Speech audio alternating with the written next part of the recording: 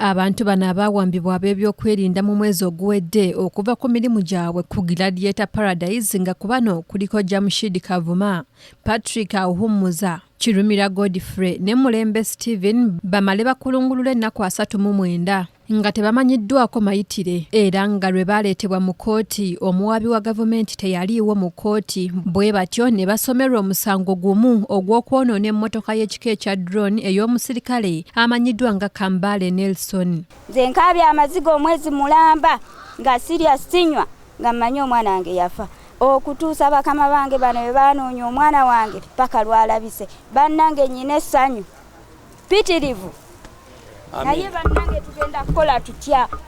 Olwaleero bano baleeteddwa mu kkooti ey'Emengo esokerwako mu maaso g'omulamuzi Adams Byarugaba era ng'omuwawaabirwa omu Jamshid Kavuma abaddeko ekiwundu ku kisambi. Munnamateeka wa bano bonna Mwanje Jeremiah ategeezezza omulamuzi ng'abantu bano bwe baludde nga bawambibwa nga beetaaga okweyimirirwa kaluka kkooti basobole okugenda bafune obujjanjabi era ne baleeta ababeyimirira omulamuzi bakkiriza era ne bayimbulwa kakaluka kkooti ka ensimbi emitwalo 2 ez'obuliwo. Bano balagiddwa okudda mu kkooti ng'ennaku z'omwezi 17 omwezi ogwa January omwaka ogujja.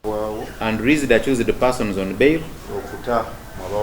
of Uganda shillings 200,000 cash each.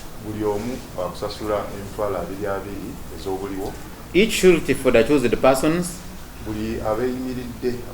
is bonded to pay 2 million non-cash. Nambazira Sauda maama w'omu ku bavunaanibwa agambye nti abadde amanyi omwana we yafa dda nga munnamateeka waabwe Mwanje Jeremiah agambye nti bagenda mu kkooti ku by'okutulugunyizibwa kwa bano.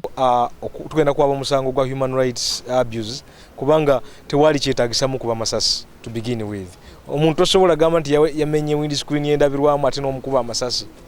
Kwegamba tebina bwe bikwatagana nsonga ki esobola kubi omuntu Amasasi. Omuntu gosobola n'okuyita ku poliisi ne yeereeta lwaki oba omukuba Amasasi.